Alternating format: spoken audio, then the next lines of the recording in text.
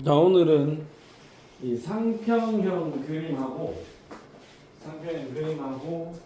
그다음에 고체의 결정의 종류 여기까지 배울 거고, 지금 시작 지점은 47페이지인데 오늘 수업이 끝나고 나면 71페이지까지 숙제로 나갈 겁니다. 오늘 여기까지 나갈 거예요. 양은 그렇게 많지 않아요.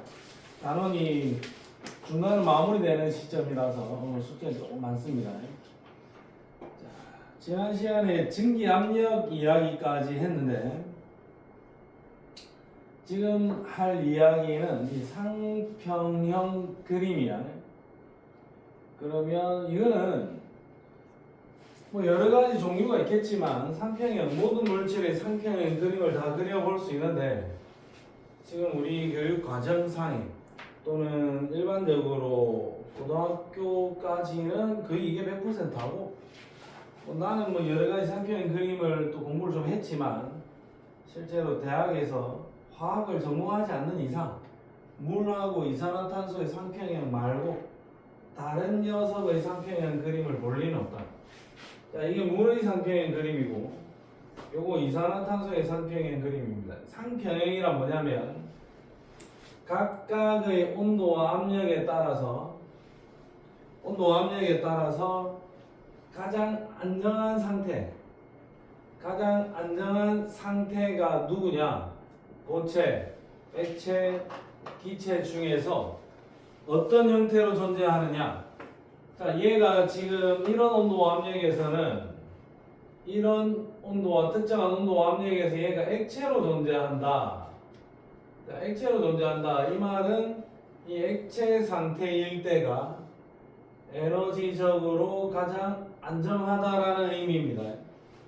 내가 상평형 그림 또는 어떤 자료 조사를 했을 때 특정 온도와 압력에서 얘가 액체로 존재한다.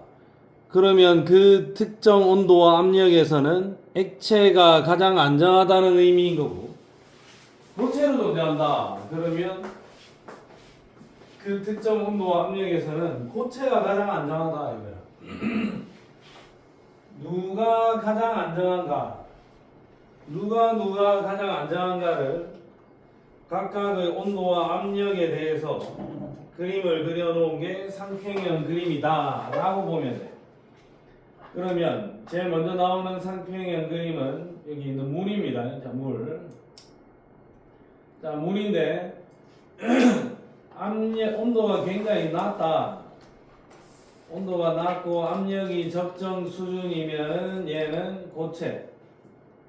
그 다음에 온도가 적당하게 높아지면 뭐 액체가 될 수도 있고 기체로 존재할 수도 있습니다. 온도도 높고 압력이 낮으면 당연히 기체겠고, 온도가 낮고 압력이 높으면 고체일 겁니다.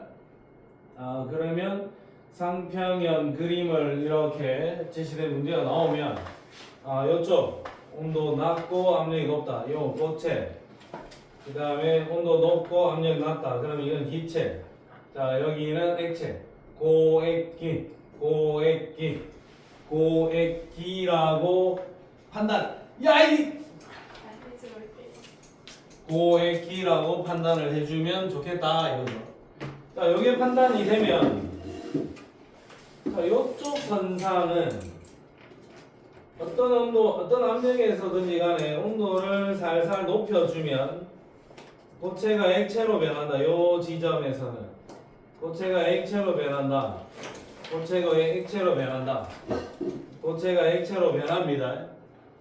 물론 여기에서 온도를 그대로 유지하면서 압력을 높여도 고체가 액체로 변합니다. 어쨌든 저쪽에 있는 저 선, 요 선을 넘어서면 요리 넘어서면 고체 상태의 물질이 액체로 변하는 거니까 이쪽 선을 융해곡선이라고 해요. 융해곡선. 그 다음에 이쪽 라인에 있는 요 선은 액체 마을에서 이제 액체의 어떤 녀석이 기체로 변신하는 거니까 액체가 기체로 변한다. 기화곡선이라고 불러도 되겠지만 요거 앞에 증기압력 배웠으니까 요 곡선을 증기압력 곡선이라 하겠다. 자, 그 다음에 요쪽 곡선은 요쪽을 넘어서게 되면 고체가 기체로 변하는 상황이 벌어지니까 요 곡선을 넘어선다. 요 선상은 승화곡선 이렇게 불러줄 거예요. 아, 융해곡선, 증기압력 곡선, 그 다음에 승화곡선 이렇게 불러줄 거고. 그럼 설혜씨, 여기서 누가 제일 안정하노? 여기서는? 여기서는? 둘 다 제일 안정해. 여기서는 고체, 액체 둘 다 제일 안정해. 그래서 고체와 액체가 공존할 수 있어. 그러면 여기서는 당연히 기체가 가장 안정할 거고, 그래서 실제로 기체로 존재하고 있고, 여기서는 액체와 기체가 둘 다 가장 안정해.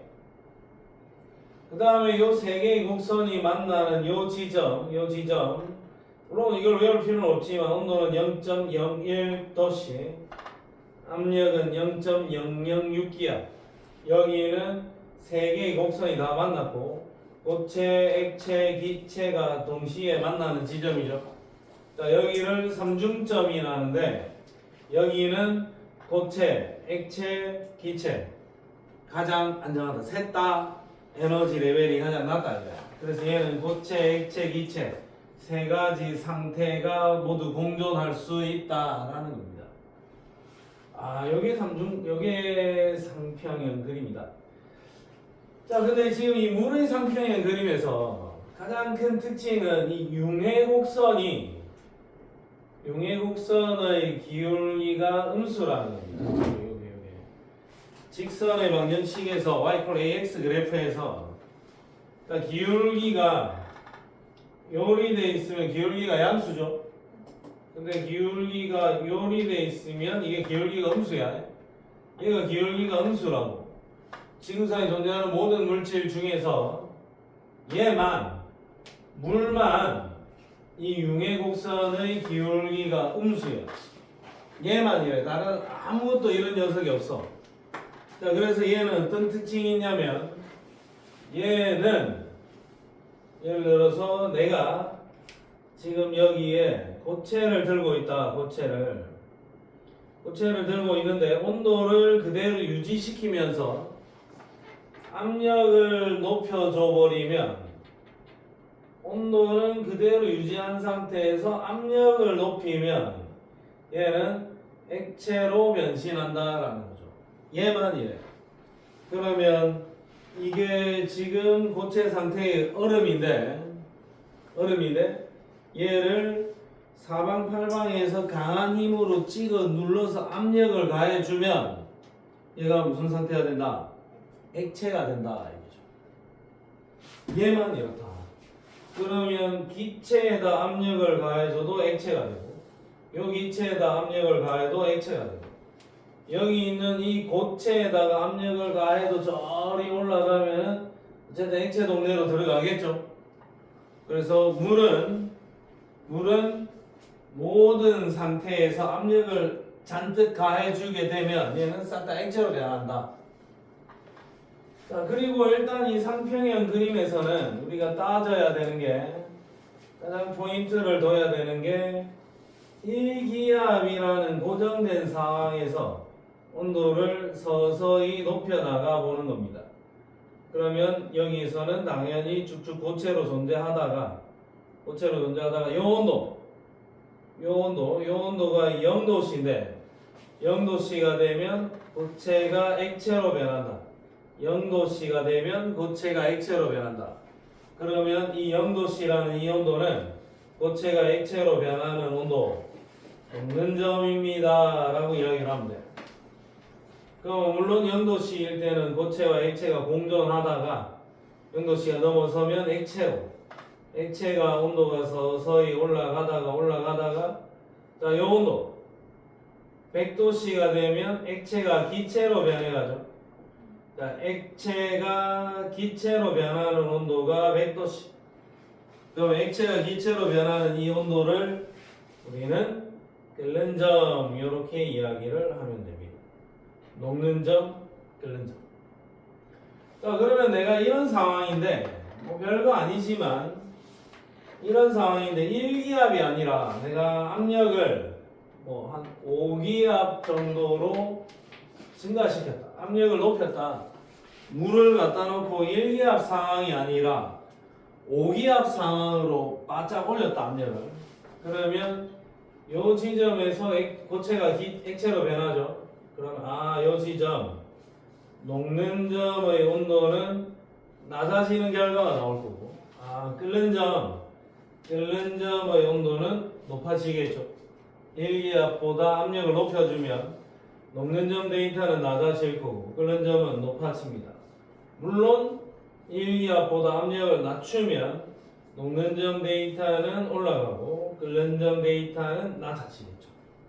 녹는 점, 끓는 점이 얼마나 되는지를 상평형 그림을 보고 확인할 수도 있다. 예측해 볼 수가 있다.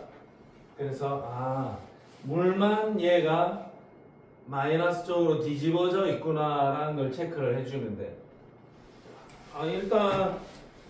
일단 요게 상평형 그림인데 밑에 내용은 그림 먼저 보고 설명할게요. 요거 물 아니면 이산화탄소 말고는 상평형 그림이 안 나온다. 그 다음에 두 번째 상평형 그림은 여기 융해곡선부터 눈에 잘 보면서 따라오세요. 두 번째 상평형 그림은 이산화탄소의 상평형 그림인데 물론 여기는 융해곡선의 기울기가 지금 플러스로 잡혀 있어요. 그러면 기체를 들고 와가지고 고액이고 기체에다 압력을 바짝 가해주면 얘는 고체가 돼요. 기체에다가 압력을 바짝 가해주면은 결국 고체가 될 겁니다. 액체 상태의 이산화탄소에도 압력을 잔뜩 가해주면 결국 고체가 될 겁니다. 여기 있는 이 액체 상태의 물질도 압력을 잔뜩 가해주면 결국 고체 동네로 가겠죠. 그러면 지구상에 존재하는 모든 물질은 이 곡선이 이렇게 기울기 양수로 찍혀 있다 했으니까 액체든 기체든 간에 압력 가해주면 전부 다 고체 동네로 넘어간다 이거야. 그래서 압력을 가해주면 모든 물질은 고체로 변신한다. 근데 다만 물만 압력을 가해주면 액체로 변신한다. 자, 그리고 여기가 고체, 액체, 기체가 만나는 삼중점이야. 자, 그러면 이 삼중점, 이산화탄소의 삼중점의 온도는 마이너스 57, 압력은 5.1기압, 5.1기압에 마이너스 57도면 이산화탄소는 고체, 액체, 기체 세 가지 상태로 공존할 수 있다라는 거고. 그 다음에 1기압 상황에서 우리는 또 체크를 해야 되겠죠.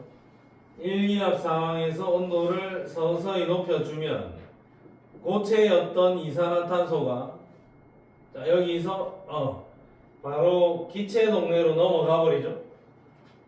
이산화탄소는 고체였는데 마이너스 78도씨가 넘어서면 기체로 변신하는구나. 그럼 이산화탄소는 고체에서 기체로 바로 변하는 승화현상이 일어나는구나 라고 체크를 해볼 수가 있는 겁니다. 그럼 액체 상태에 이산화탄소는 없느냐? 있다 이거야. 압력을 5.1기압 이상으로 높여주면 고체가 액체로 또는 액체가 기체로 변할 수 있고 여기는 녹는 점, 여기는 끓는 점이 될 수도 있습니다. 근데 지금 현재 지구의 기압이 1기압이니까 1기압 상태에서는 이산화탄소는 승화현상을 일으킬 거다. 그러면 이 물은 승화현상이 없냐? 물도 승화현상이 있다. 여기서 열이 가버리면 승화현상이 일어나겠죠. 물론 조건이 0.006기압보다 낮은 압력에서 온도를 높여주면 물도 승화현상을 일으킬 수 있다. 고체 상태였던 얼음이 바로 기체로 변신합니다. 상평형 그림 딱 쳐다보면 고액기 먼저 적어놓고 고액기 먼저 적어놓고 그 다음에 이제 문제를 살살 풀어 나가면 되는 거예요. 물의 융해곡선은 기울기가 음수라는 거. 이게 핵심 포인트고. 승하곡선은 워낙에 압력이 낮기 때문에 실제로는 우리 일상생활 속에서는 물은 승하 현상은 안 일어날 겁니다. 자, 그 다음에 이산화탄소는 융해곡선의 기울기가 양수다. 이산화탄소뿐만 아니라 모든 물질이 다 양수다. 그리고 실제 5.1기압보다 대기압은 훨씬 더 낮으니까 삼중점인 5.1기압보다 더 낮으니까 이산화탄소는 승하현상을 일으킨다. 승화성 물질입니다. 물은 승하현상이 일어나지 않습니다. 상평형 그림이다. 상평형 그림을 보고 우리가 해결할 수 있는 문제를 해결을 해주면 되겠다. 문제는 딱 두 문제만 풀어보겠습니다. 56페이지로 와서 56페이지에 24번 문제 먼저 풀겠습니다. 스타트. 56쪽에 24번. 샤프 빌려줄까? 오케이. 자, 24번 문제 한번 풀어보겠습니다. 가와 나의 상평형 그림을 그려놨는데 일단 누군지 물어보지는 않겠지만 가 요놈아는 H2O고 나는 CO2다. 이거는 우리가 알고 있어야 되는 거고. 300번. 자, 그럼 가와 나의 공통점은 뭐냐면 고체에 압력을 가하면 액체 상태로 변한다. 자, 고액기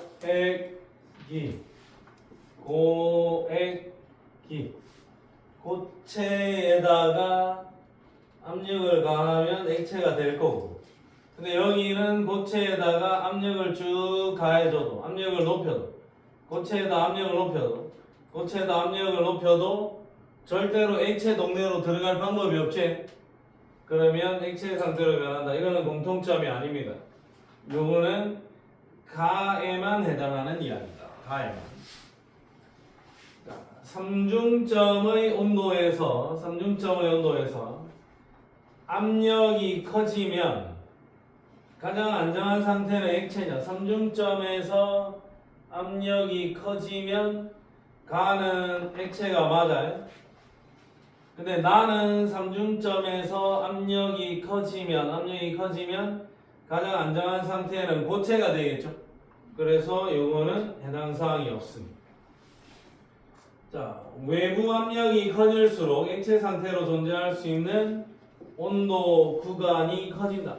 요거는 우리는 상식적으로만 생각을 합시다. 자, 외부 압력이 커지면 지금 1기압일 때는 액체로 존재하는 구간이 이만큼이죠. 외부 압력이 더 커지면 액체로 존재하는 온도 구간이 이렇게 넓어지지. 자, 얘는 액체로 존재하는 구간이 이만큼인데 외부 압력이 더 커지면 액체로 존재하는 구간이 이만큼이 되겠죠.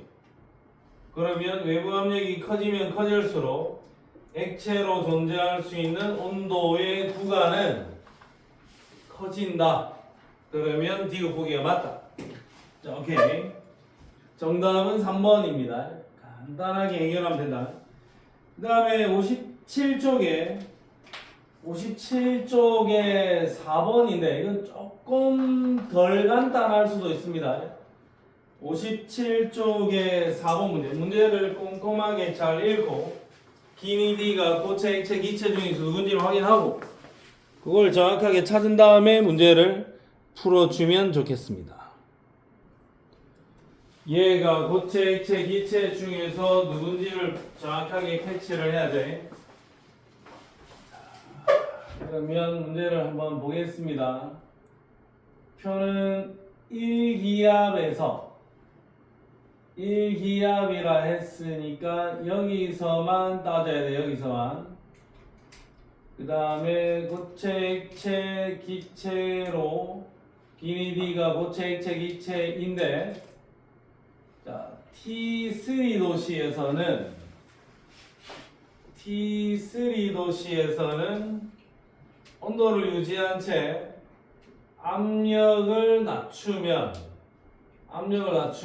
디귿에서 니은으로 상태 변화가 일어납니다. 디귿이 니은으로 변한다 라고 적어놨다. 그러면 한번 볼게요. 자, 여기에서 상평형 그림만 잔뜩 좀 확대를 좀 하겠습니다. 잔뜩 확대를 하기 좀 어렵네요. 옆에 표까지 나와야 돼서. 보세요. 지금 1, 2합 상황인데 T1에서는 기역과 니은이 공존하고 있다. 둘 다 안정하다. 그러면 만약에 여기라면 고액기일 거고 두 가지가 공존할 수 있는 거는 지금 여기에 고체랑 액체가 공존할 수 있죠. 그 다음에 여기에서 기체랑 액체가 공존할 수 있죠. 그러면 기역, 니은이 공존하고 기역, 니은, 기역, 디귿이 공존하니까 기역 양쪽에 모두 다 포함되어 있는 기역이 액체여야 됩니다. 기역이 액체여야 됩니다. 자, 그 다음에 그러면 니은과 디귿은 고체랑 기체인데 압력을 낮출 때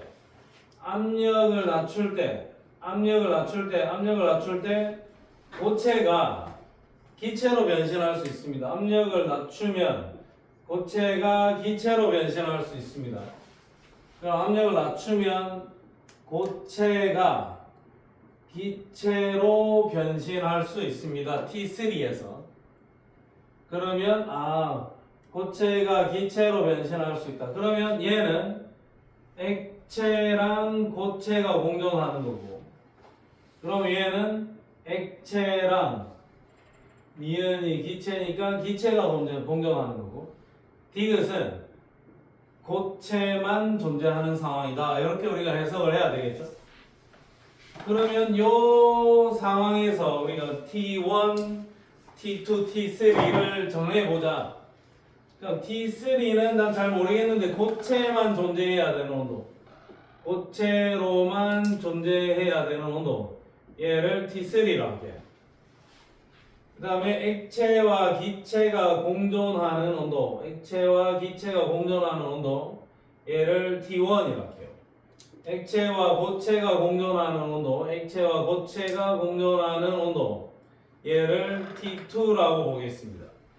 그럼 T3, T1, T2 위치가 정해졌어요. 그러면 기역은 액체이다. T2보다는 T1이 좀 더 높은 온도이다. 삼중점의 온도는 여기고, T3 온도는 어쨌든 고체로 존재하는 구역이니까 삼중점의 온도보다는 T3 온도가 분명히 더 낮아야 되겠죠.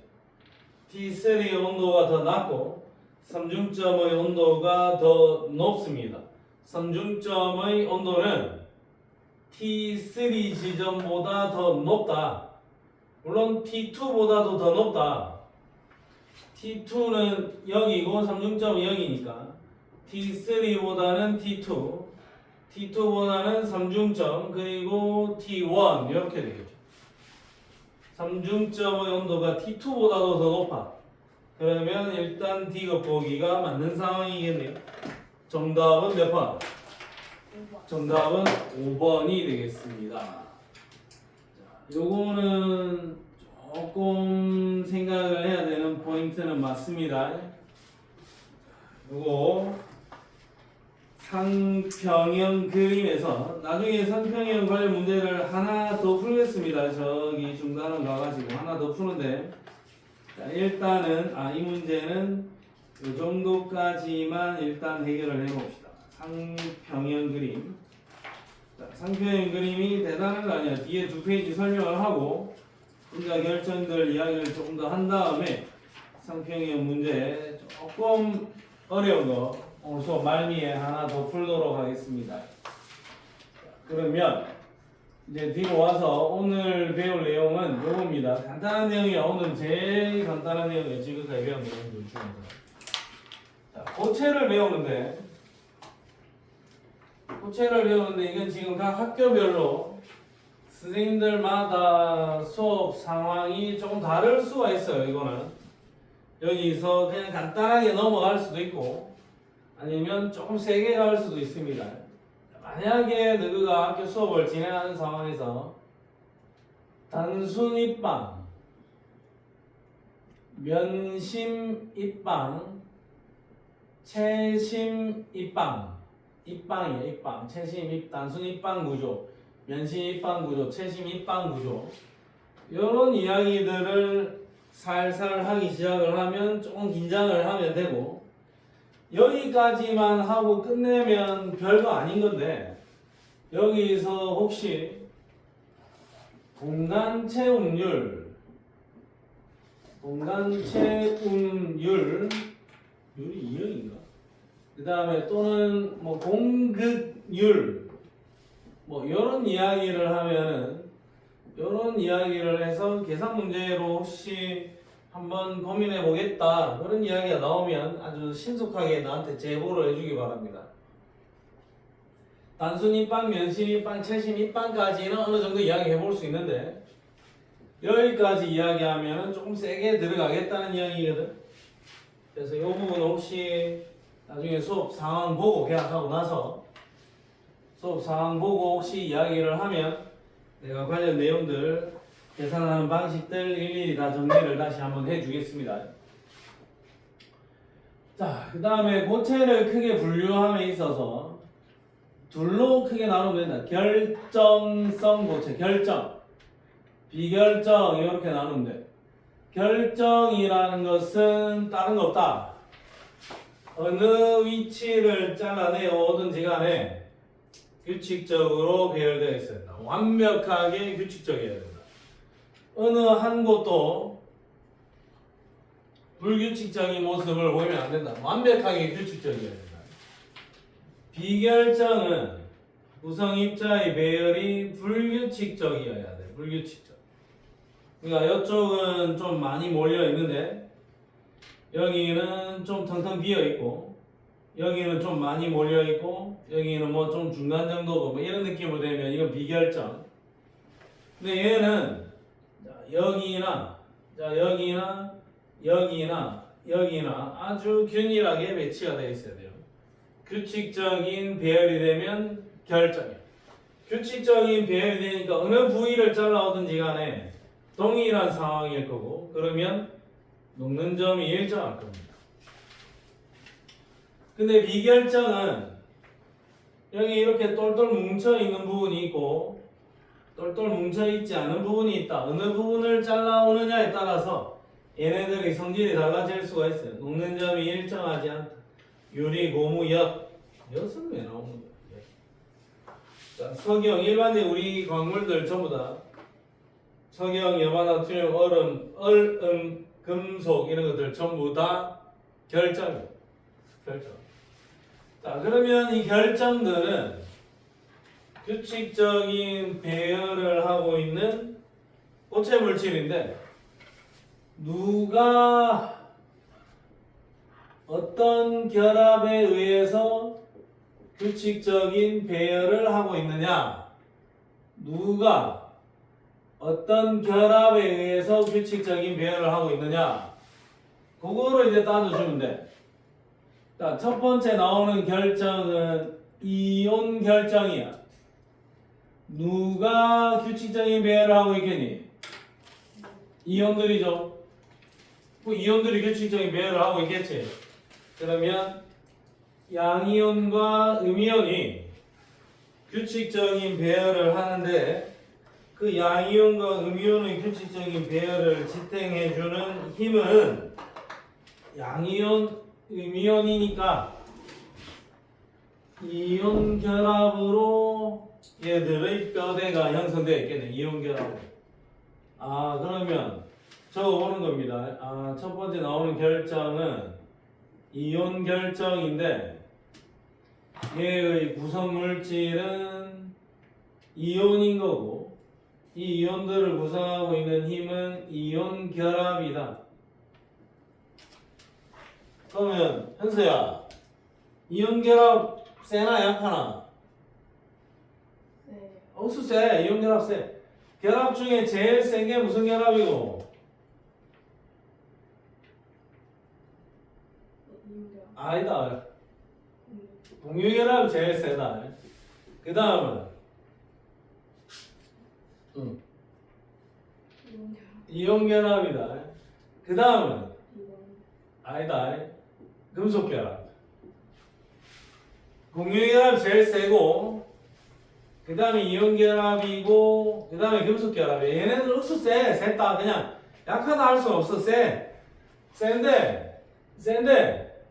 센데 얘가 제일 세고 얘도 세. 근데 2등이야. 근데 얘가 세. 얘가 3등이야. 근데 그러면 이온 결합은 상당히 강하겠죠. 그럼 얘네들의 결합을 이렇게 끊기가 쉽겠니 어렵겠니? 어렵다 이거야. 그래서 얘는 녹는 점과 끓는 점 수치가 상당히 높을 거다. 녹는 점과 끓는 점 값이 상당히 높다 이거죠. 이거 뭐 그냥 내가 깝치면서 적어봤는데 이거 melting point 녹는 점이고 이건 boiling point 끓는 점입니다. 녹는 점과 끓는 점이 상당히 높다. 녹는 점과 끓는 점이 상당히 높다. 그럼 얘는 녹는 점이 최소한 1000도씨 정도는 됩니다. 이온 결합이 상당히 강하니까.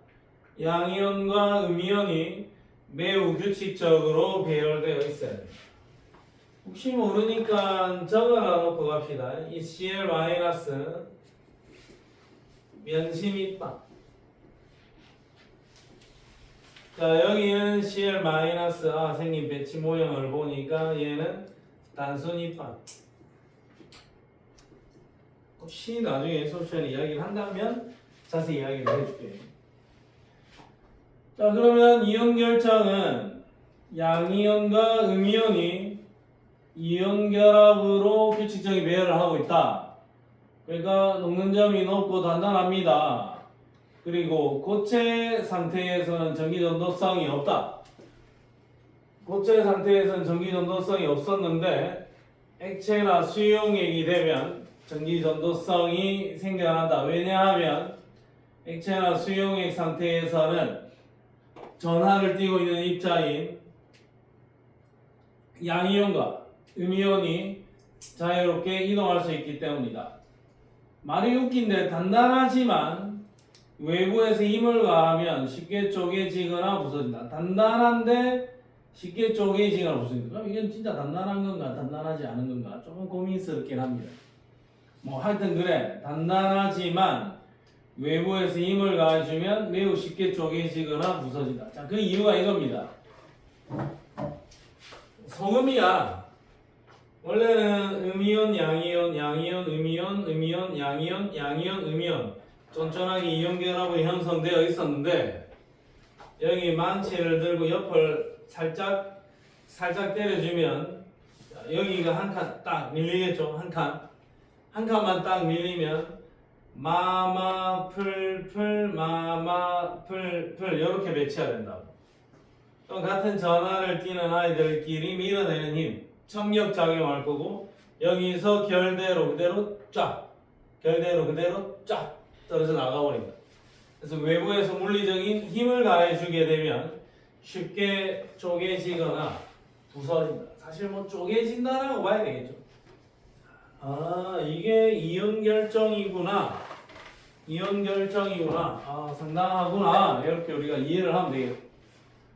양이온과 음이온이 이온 결합으로 결정을 이루고 있는 거구나. 자, 그 다음에 두 번째 배울 거는 금속 결정이야. 금속 결정. 결정의 이름은 금속 결정이고 구성 물질은 당연히 금속 원자의 양이온과 자유전자들이겠죠. 금속 원자에서 튀어나온 자유전자와 양이온들이겠지. 그러면 사실 이 금속 원자인데 이 결합 자체는 이제 금속 결합이라고 부를 거고, 요것도 상당히 강한 편이다. 3등이지만 좀 세다. 자, 그 다음에 얘도 녹는 점과 끓는 점이 상당할 거다 이거죠. 금속 원자들이 금속 결합을 통해서 규칙적으로 배열되어 있다. 리튬, 금, 나트륨, 마그네슘, 구리, 이치마를 할 것 없이 우리 주변에서 볼 수 있는 모든 금속들이 금속 결정을 형성합니다. 그럼 결합력은 상당히 강하다. 금속 양이온과 자유전자 사이의 결합력은 강하다. 그래서 녹는 점 높은 편이고, 자유전자들이 빛을 흡수했다가 표면에서 빛을 쫙쫙 방출해준다 이렇게. 그래서 특유의 광택이 있다. 내가 여기에다가 열을 가해주면 여기 있던 자유전자가 열받아가지고 뜨거워져가지고 도망가서 여기에다가 열을 갖다 준다. 그래서 여기 있는 열이 아주 손쉽게 옆 동네로 열이 이동한다. 열 전도도가 좋다. 열 전도율이 좋고 전기도 잘 통합니다. 고체 상태에서도 자유전자가 움직이기 때문에 전기 통하고, 액체나 물에 녹여도 전기 잘 통합니다. 그 다음에 금속 결정은 가늘게 뽑을 수 있다. 철사처럼 연성이 있고 얇게 펼칠 수 있다. 이건 철판처럼 전성이 있다. 전성이라 길게 뽑아내는 거를 연성, 얇게 펼치는 거를 전성이라 합니다. 금속 양이온과 자유전자 사이에 금속 결합으로 형성된 게 금속 결정이다. 당연히 결정이라는 말이 들어와 있으면 당연히 규칙적인 배열이다라는 것은 무조건 전제를 깔고 있는 상황이야. 그러면 이온 결합에 대한 이야기 했고, 그 다음에 금속 결합에 대한 이야기 했고, 마지막 결합, 지구상에 존재하는 마지막 물질, 공유결합으로 형성된 물질이야. 근데 공유결합으로 형성된 물질은, 공유결합으로 이루어진 물질은 결정의 구조가 두 가지야. 분자 결정이 있고, 그 다음에 공유결합으로 형성되어 있는데, 요거는 공유결정 또는 원자결정이라고 한다. 공유결정 또는 원자결정이라고 한다. 둘 다 공유결합을 뼈대로 하고 있는 건 맞아. 그러면 제일 먼저 나오는 거 이거 분자결정은 공유결합으로 이루어진 분자들이 분자 간 힘에 의해서 규칙적으로 배열되어 있다. 자, 예를 들어서 봐라. CO2, I2 예를 들어 놨는데, CO2는 탄소와 산소 사이 이중결합, 이거 공유결합인 거고, I2도 아이오딘과 아이오딘 사이의 공유결합인 거고, 제일 먼저 나와 있는 H2O도 수소와 산소 사이 공유결합인데, 얘는 공유결합으로 물질을 만들어 놓긴 했으나 공유결합으로 뼈대를 이루고 있는 게 아니라 공유결합으로 이루어진 분자 두 개의 분자가 있고, 실제로 이 결정 구조를 이루고 있는 뼈대의 힘은 분자와 분자 사이의 상호작용, 분자와 분자 사이의 이런 상호작용력에 의해서 이 뼈대가 이루어져 있다고. 그러면 이 분자와 이 분자 사이에 작용하는 이 상호작용력은 무극성 분자와 무극성 분자에서 작용하는 이 상호작용력은 분산력밖에 없다. 분산력. 자, 여기서는 이산화탄소, 이산화탄소니까 여기서도 분산력이 있을 거고. 자, 여기는 당연히 분산력이 있을 거고. 그 다음에 H2O니까 여기는 사실상 수소 결합이 있는 거죠. 또 다른 어떤 녀석들 같으면 쌍극자 힘이 존재할 수도 있겠죠. 쌍극자 힘이 존재할 수도 있을 거야. 자, 그러면 분자 결정을 구성하는 힘은 이거 해봐야 수소 결합이거나 아니면 쌍극자 힘이거나 아니면 분산력인 거죠. 공유결합, 이온결합, 금속결합보다는 아주 현저히 작습니다. 이 힘의 세기는. 공유결합, 이온결합, 금속결합보다는 좀 예쁘게 안 되나? 수소결합, 쌍극자 힘, 분산력 요 힘들은 훨씬 더 작아. 그러면 혹시라도 또 책에서 보면 FON에 직접 결합되어 있는 수소가 있는 경우 강력한 수소 결합을 형성한다 이런 표현을 써놨다고. 그래서 실제로 수소 결합이 강력하긴 해. 그래도 오해하지 마라. 수소 결합은 공유, 이온, 금속 이런 결합에 비해서는 택도 안 되는 힘이다. 엄청나게 약한. 한 10분의 1? 이거밖에 안 돼. 이 힘이 10분의 1도 채 안 돼요, 사실. 그럼 어쨌든 이런 분자 결정은 공유결합인데 뼈대를 이루는 힘은 분자 간의 힘이다. 그 분자 간의 힘은 쌍극자 힘일 수도 있고 분산력일 수도 있고 수소 결합일 수도 있다. 근데 지금 얘는 요 분자 간의 힘이 수소 결합이죠. 그러면 얼음, 드라이아이스, 아이오딘 중에서 분자 간의 힘이 제일 센 게 누구 힘이라? 얼음이 제일 세지? 그러니까 얘가 제일 세니까 우리가 추정컨대 얘의 녹는 점과 끓는 점이 가장 높을 거다. 자, 그 다음에 드라이아이스와 아이오딘을 보면 둘 다 분산력만 작용하죠. 분산력만 작용을 하는데 얘는 CO2, 얘는 I2. 분자량이 누가 더 크니?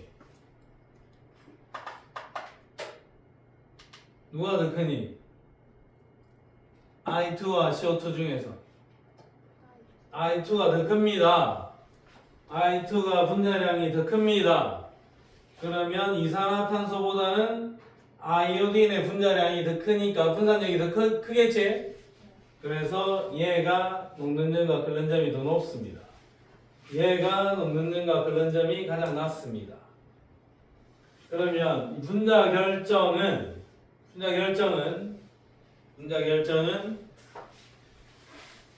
일반적으로는 진짜 거대 분자가 아닌 다음에는 녹는 점이 낮습니다. 녹는 점이 매우 낮다. 그러다 보니 일부는 승화성이 있기도 하다. 분자 간의 힘은 매우 약하기 때문입니다. 전자가 이동할 수 없으니까 전기 전도성도 없습니다. 얘는 고체든 액체든 뭐든 간에 분자 결정은 분자들이 결정을 이루는 거고, 분자들이 결정을 이루는 힘은 쌍극자 힘이거나 아니면 분산력이거나 아니면 수소 결합이야. 힘이 약하기 때문에 녹는 점, 끓는 점은 상당히 낮을 거고 전기 전도성은 고체든 액체든 간에 전기 전도성은 없습니다. 그냥. 자, 요리 생긴 게 분자 결정이야. 딱 봐도 분자 결정처럼 생겼죠. 자, 요거 딱 봐도 요런 물 분자들이 뼈대를 이루고 있으니까 이거 전부 다 분자 결정이야. 자, 마지막 결정 구조는 공유 결정 또는 원자 결정이라고도 하는데 교육 과정에서는 공유 결정을 공식 명칭으로 채택을 해놨습니다. 자, 공유 결정은 공유 결합으로 다이렉트로 연결이 되어 있는 거야. 이 뼈대를 이루는 힘이 실제 공유 결합으로 이루어져 있다 이거야. 그럼 예를 들어서 여기 나와 있는 다이아몬드, 흑연, 석영, SiO2 실제로 탄소들이 공유 결합으로 직접 연결이 되면서 이렇게 뼈대를 이루고 있다. 탄소들이 직접 공유 결합으로 뼈대를 구성하고 있고 그러면 이 구조물 저 결정을 구성하는 힘은 공유결합인 거고 그럼 이 결정 구조가 예를 들어서 고체다. 그럼 내가 얘를 녹이려면 공유결합을 직접 하나하나 다 끊어내야 이 결합이 녹는 거야. 여기도 마찬가지 이거 다 이렇게 직접 다 하나하나 다 끊어야 돼. 이 결합들을 실제 이 공유 결합들을 하나하나 다 끊어야 돼요. 근데 알다시피 공유 결합은 결합 중에서 제일 센 거라 그랬죠. 그러면 쉽게 끊어지느냐? 안 된다 이겁니다. 그러면 공유 결정은 녹는 점과 끓는 점이 매우 높다. 매우 높다. 굉장히 높다. 다이아몬드 3700도씨 이상이. 흑연도 석영도 전부 다 한 3000도씨 육박합니다. 제일 강력한 결합으로 결정을 이루고 있다. 이게 공유 결정이고 전기 전도성은 그냥 없다고 보면 돼. 고체일 때, 액체일 때 둘 다 없어요. 단 예외적으로 공유 결정 중에서 전기 전도성이 있는 놈은 흑연이 전기 전도성이 있다. 흑연. 자, 흑연이 탄소로 이루어져 있는 흑연인데 탄소는 체외곽의 전자가 몇 개냐? 자, 흑연의 구조가 이래. 탄소는 체외곽의 전자가 4개인데 3개만 이용을 해서 공유 결합을 형성을 하고 전자 하나가 다 놀고 먹고 있습니다. 여기 다 전자 자식들이 하나가 다 놀고 먹고 있어요. 전자가 이렇게 전자가 다 하나씩 놀고 있어요. 전자가 4개인데 원자가 전자가 4개인데 실제 공유 결합을 3개만 형성하고 전자 1개가 놀고 있단 말이야.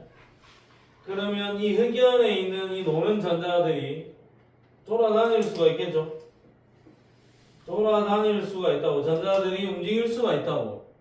그래서 흑연은 공유 결정으로 이루어져 있는 녀석이지만 결합에 참여하지 않고 노는 전자가 하나 있어서 흑연은 전기가 잘 통합니다. 요걸 이제 다 이제 외워야 되는데, 자, 뒷페이지로 가서 표로 한번 싸그리 정리를 할게요. 당연히 요거는 이온 결정, 양이온, 음이온, 이온 결합, 녹는 점 높습니다. 금속 결정, 금속 양이온 자유전자, 금속 결합, 녹는 점 높습니다. 그 다음에 얘는 분자 결정. 분자들이 일칙적인 배열을 하는데 분자 간 힘, 쌍극자 힘, 또는 분산력 또는 수소결합 녹는 점 낮습니다. 그 다음에 원자결정 또는 공유결정, 원자결정 말고 공유결정, 원자들이 규칙적인 배열을 하고 있는 거고 공유결합이고 매우 높습니다. 매우 높습니다. 녹는 점, 결는 점이 매우 높습니다. 자, 그 다음에 이온결정은 고체일 때 전기 안 통하고 액체는 통하고, 금속결정은 고체일 때도 통하고 액체일 때도 통하고, 분자결정이든 공유결정이든 얘네들은 기본적으로 그냥 전기 안 통합니다 라고 이야기를 하면 되는데, 예외적으로 흑이온은 전기 통합니다 이렇게 이야기를 해주면 됩니다. 흑이온은 노는 전자가 하나 있어서 전기가 통합니다. 그래서 결합의 색이 어떤 결합, 그 다음에 전기 전도도 이런 것까지만 체크를 해주면 요게 해결이 될 거다. 그 그림을 딱 쳐다보고 아 얘는 무슨 결정, 요걸 구성하는 힘은 뭐, 그 다음에 힘이 세니까 얘는 녹는 점과 끓는 점이 높을 거다. 힘이 약하니까 녹는 점과 끓는 점이 낮을 거다. 뭐 그런 정도까지는 해결을 해주면 되겠네요. 자, 63페이지로 와서 8번 문제. 63쪽에 8번 문제 보겠습니다. 스타트.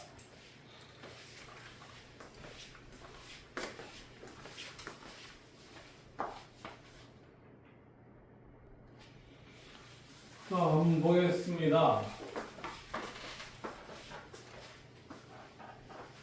드라이 아이스 CO2 분자 결정 CaO, CaE 플러스 산소 E 마이너스 이온 결정 SiO2 석영은 공유 결정 분자 결정입니까?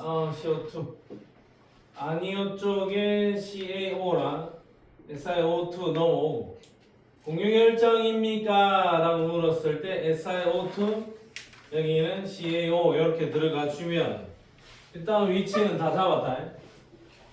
자, 그러면 A 이산화탄소는 승화하는 성질이 있다. 오케이, 맞습니다. 자, B는 공유 결정이죠. 녹는 점과 끓는 점이 굉장히 높고 얘는 분자 결정이니까 낮습니다. 그러면 B는 공유 결정이니까 녹는 점, 끓는 점이 굉장히 높은데 얘는 매우 낮다. 오케이, B는 A보다 녹는 점이 낮다가 아니라 B가 억수로 높죠. 얘는 틀렸고, C는 CaO 이온 결합 물질이죠. 이온 결합 물질, 이온 결정. 양이온과 음이온이 액체 상태에서는 자유롭게 움직일 거니까 전기 전도성이 있습니다. BD 정답은 4번일세. 자, 뒤로 가서 한 문제 더 해결해 봅니다. 자, 바로 뒤에 가서 그냥 10번 문제 하고 가겠습니다. 10번 문제. 10번 문제. 10번 문제.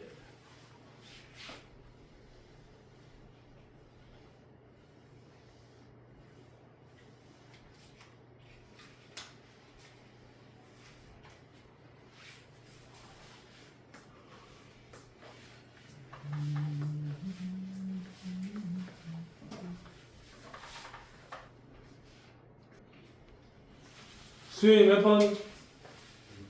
응? 에? 5번? 5번? 자, 오케이, 한번 보겠습니다. 자, 다이아몬드는 딱 봐도 얘가 다이아몬드 같은데 녹는 점 억수 높잖아. 그리고 고체 상태일 때, 액체 상태일 때 둘 다 전기 전도성이 없잖아. 그 다음에 고체, 액체일 때 둘 다 전기 전도성이 있는 거는 금속 결정, 구리인 거. 그 다음에 나머지 하나가 CS, Cl, CS1 플러스 Cl1 마이너스. 이온 결정이고 고체일 때는 없고 액체일 때는 있다. 녹는 점은 뭐 이 정도 수치들이 됩니다. 자, 기역과 니에는 모두 동그라미냐? 아닙니다. 나는 양이온과 음이온 사이의 정전기적 인력 아닙니다. 나는 금속 결정이잖아요. 금속 결정은 금속 양이온과 자유전자 사이의 정전기적 인력이야. 양이온과 음이온의 인력은 이온 결합입니다. 나는 다이아몬드, 탄소로 이루어진 공유 결정 물질이야. 그러면 정답은 몇 번? 2번. 수연아, 혹시 요 위치가 잘못됐나 혹시? 혹시 녹는 점 데이터만 보고 해석한 거 아이가? 그건 아니야. 그럼 네 해석상에서 다는 다이아몬드 맞나? 네, 가나랑. 요 두 개만 바뀌었지? 오케이. 녹는 점만 맹신하면 안 돼. 전기 전도성을 봐야 돼요. 아니, 선생님, 아까 금속 결합보다 이온 결합이 더 세다 하지 않았습니까? 그래서 녹는 점 더 높은 걸 내가 이온 결합으로 잡고 녹는 점이 가장 낮은 거를 금속 결합이라고 잡았는데요. 맞아요. 근데 다 센 게 아니고, 자, 공유 결합의 녹는 점 범위가 요 정도면, 자, 이온 결합의 녹는 점 범위는 요 정도고, 금속 결합의 녹는 점 범위는 이 정도다 이거야. 금속 결합에서 녹는 점 센 놈은 이온 결합에서 약한 놈보다 더 셀 수도 있는 거고 뒤집어질 수도 있다 이거고. 무조건 이온 결정의 녹는 점 범위가 금속 결정의 녹는 점 범위보다 더 높다 무조건 그런 건 아니야. 그러니까 요거는 녹는 점 데이터만 볼 게 아니라 뒤에 있는 전기 전도성까지 같이 보면서 야가 누구다라는 것을 정확하게 판단을 먼저 해줘야 된다. 자, 그러면 64, 65, 66, 67, 68, 69 쭉쭉 풀 수 있습니다. 그래서 일단 저 뒤로 가서 상평형의 끝판왕 한번 이제 볼게요. 71쪽에 6번 상평형의 끝판왕. 끝판왕까지는 아니야. 기니. 자, 일단 볼게요. 잘 보세요. 남해밀 뭐 나왔냐? 니디. 우리 365 에이스 하현서. 기디. 365 최고. 기니. 명신고 에이스. 니디.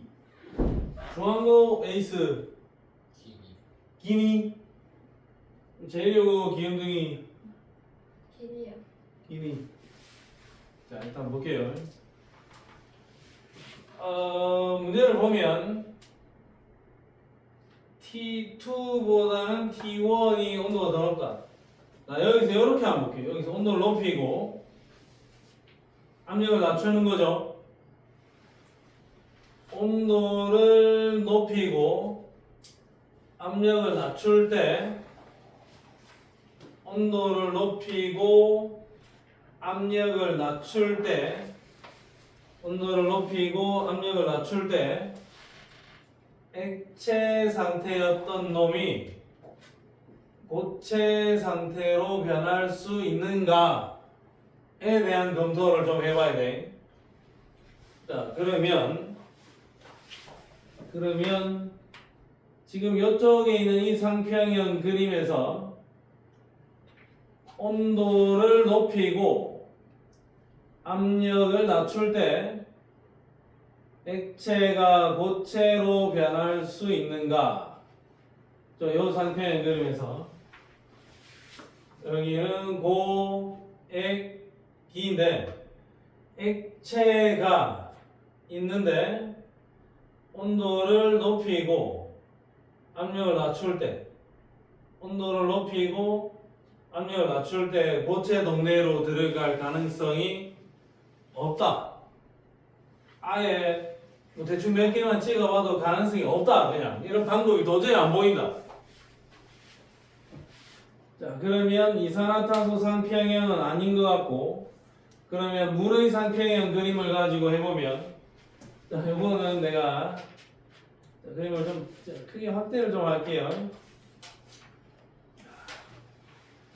여기서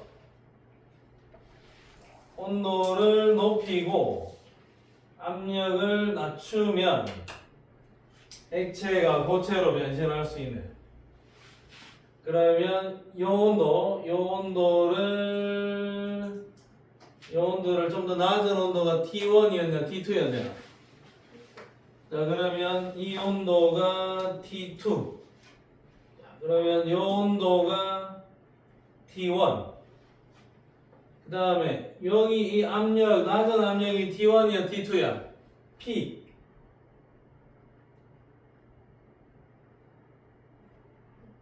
P2. 그럼 이 압력은 지금 P1 이렇게 봐야 되겠죠? 자, 이 상황밖에 안 돼. 자, 여기서 요 잠시에 있는 P1, T2가 요 지점에 있는 P2, T1으로 이동을 해야 돼. 이거 말고는 안 될 것 같아. 자, 그러면 이 녀석은 H2O냐? 이게 H2O 맞습니다. 이산화탄소로는 이런 연출이 안 되더라. 이산화탄소로는 이런 연출이 안 되더라. 그래서 기억 보기는 일단 맞다. 자, 그 다음에 니은 보기. P1의 압력은 삼중점의 압력보다 크다. 자, P1의 압력은 저 위에고 삼중점에서의 압력은 저 밑에야. 완전 밑에야. 그러니까 P1의 압력이 삼중점의 압력보다는 더 커야 돼. 그럼 니은 보기 맞아요. 그 다음에 디귿 보기. 압력 P1에서의 녹는 점은 T1 온도보다 더 높다. P1에서의 녹는 점. 압력 P1에서의 녹는 점은 이게 T2잖아. 압력 P1 P1에서 압력 P1에서의 녹는 점은 요거네. 요거 맞죠? 그러면 요거는 T2보다도 오히려 더 낫네. T2보다도 더 낫네. T2보다도 더 낫다. T2보다 T1이 더 높은데 압력 P1에서의 녹는 점은 고체와 액체가 만나는 요 지점의 온도는 T2 지점의 온도보다도 더 낮아. T2 지점의 온도보다도 더 낮아요.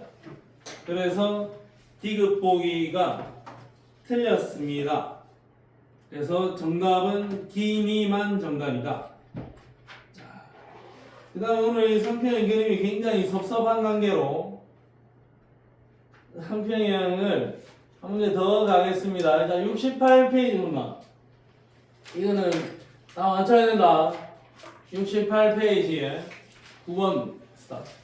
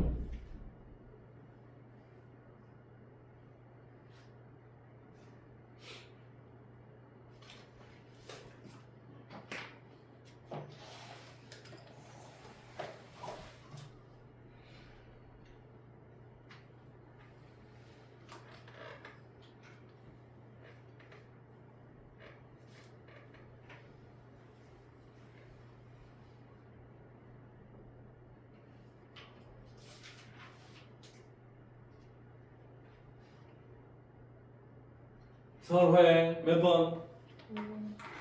5번. 자, 그럼 상평행 그림을 딱 보면 자, 3.5.1기압 나오는 얘는 이산화탄소. 자, 얘는 H2O. 얘는 물, 이산화탄소. A는 CO2입니다. 외부 압력이 높아질수록 녹는 점이 높아지는 겁니다. 외부 압력이 이만큼인데 녹는 점이 요거였다. 외부 압력이 더 높아지면 녹는 점이 요거 된다. 녹는 점이 높아지네요. 근데 얘는 외부 압력이 요만큼일 때 녹는 점 이거. 압력이 더 높아지면 녹는 점은 이거고. 녹는 점이 더 낮아지네요. 외부 압력이 높아질수록 녹는 점이 높아지는 것은 A. 자, 기역 지점은 고액기. 자, 여기는 액체와 기체가 만나는 포인트. 리퀴드와 가스가 만나는 포인트. 액체와 기체가 평형을 이루고 있다. 그러면 D급 보기가 맞겠죠? 기니 D. 정답 몇 번? 5번입니다.